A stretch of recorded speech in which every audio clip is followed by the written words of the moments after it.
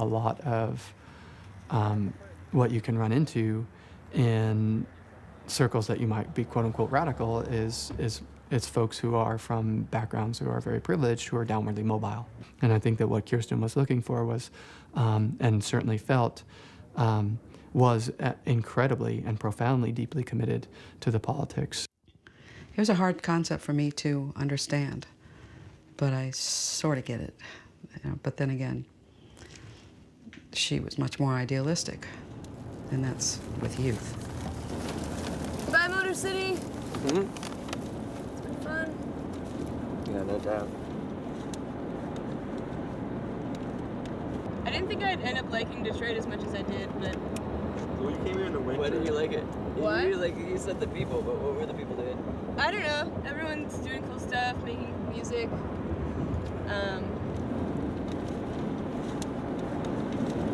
Curious. When's the first time that you heard of people going on the road for a particular project that wasn't like a band or... I don't know. I mean, I feel like people have been doing it for a long time. Since the 60s. Yeah. You know? Like, pile in your Volkswagen and take a trip across the United States, find a co-op or a farm or something, but... It makes the most sense. When do you think will be a good time to try to drop by to Wait. You've got a 5-day girlfriend in Kalamazoo, and you've got your high school sweetheart?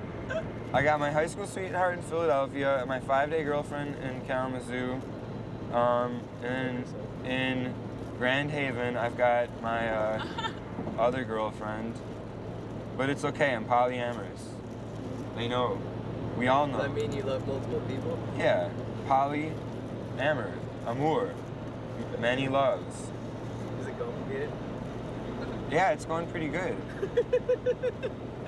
Why, you want to get involved? No, it's fine. Like, Kirsten and I don't think either of us really felt that like marriage was something that made a lot of sense in the long run. It felt better to be like in a relationship, to be incredibly present and really love that person, but not have it mean that anything outside of that present moment. And I really like experienced that depth with Kirsten. And something about Kirsten is that she always attracted an incredibly huge male following wherever she went. She wasn't a heartbreaker, but for some reason, I feel like every person that met her fell in love with her, and in turn, maybe had their heart broken a little bit unintentionally. Kirsten and I met in court. So she was in jail, and I was ostensibly her attorney, although it's hard to figure that out because there's about 70 other men and women who are in jail with her. Young folks who all had gotten arrested at a Reclaim the Streets action. That was part of a larger demonstration. And I remember seeing Kirsten, and I remember seeing her in the courtroom, and she was just radiant and super solid.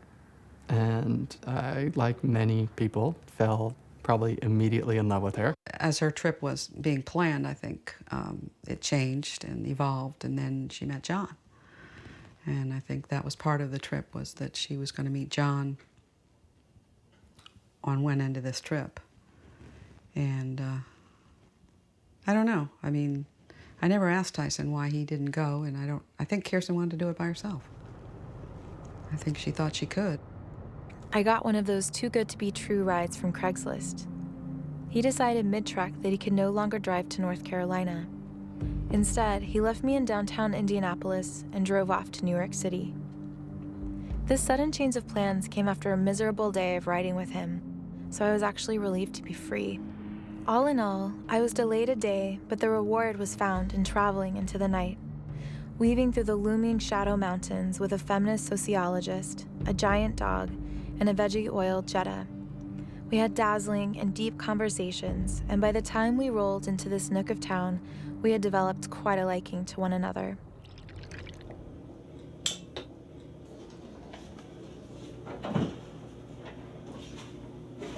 It's a really nice space that you have.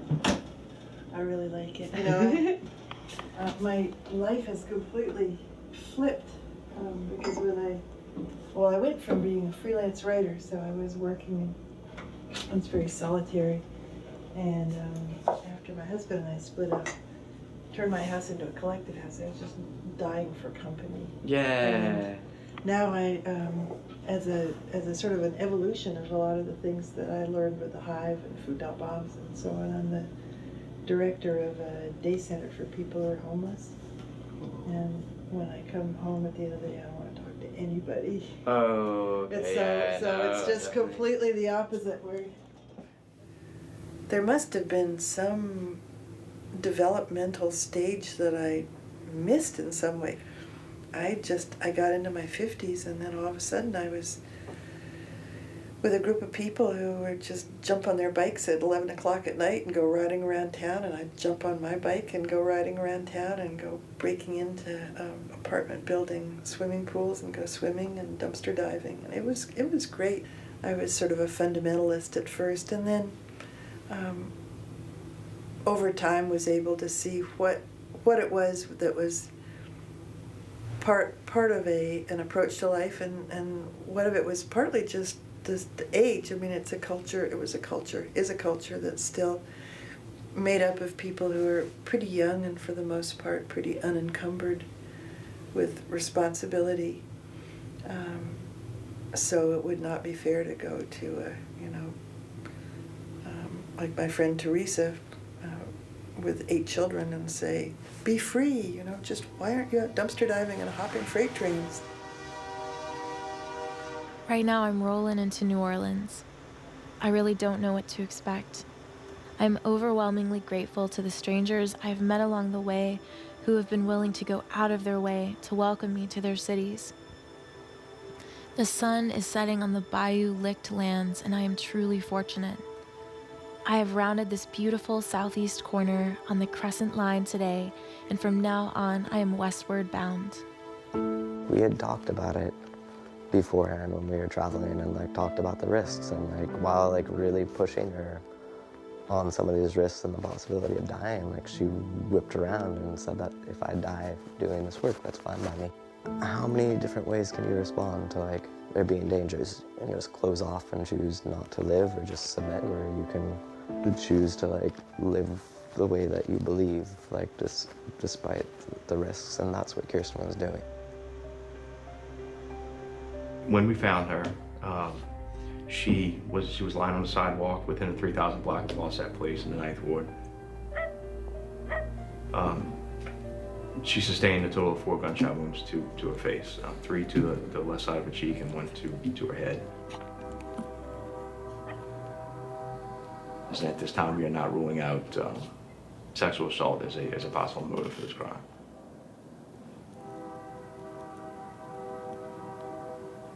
Last night, my dreams were stunning. I was photographing perfect lightning over a dark forest, with light glistening through the branches. It was magical. Everything had a soft, glittering glow. I was ecstatic about the beauty. It had to be such a shock to her, a rude awakening that this is a cruel world.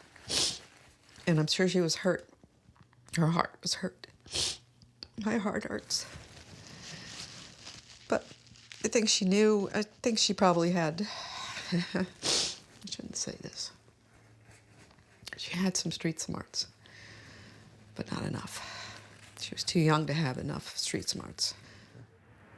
Since Kirsten died, I think, I tried very hard to kind of put my arms around who she was as a whole person. I had this fear that she's moved on, and I don't have a whole side of the story. I don't have the whole picture, and I really wanted to encapsulate that whole picture. And I felt this real drive to do that after she had died. And then I realized that that's impossible, and that I'm never going to be able to, even if I knew her for 1,000 years, I don't think I would be able to put my arms all the way around Kirsten and who she was. And I think that it's okay to put her on a pedestal. And I think that's a part of transitioning from being a human actor in the world to being somebody who's become part of a legacy and part of a history.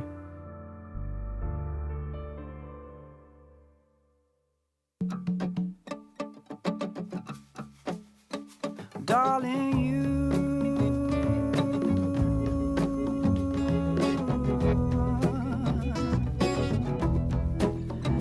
Darling,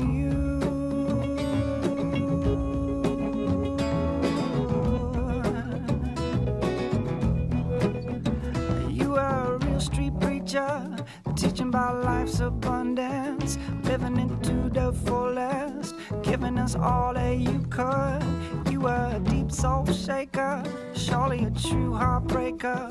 You'll always be a guiding light for anyone looking for a little bit more in life. All you say, do it yourself, but then teach someone else. Heartbeat was taken away, you left us with so much spirit.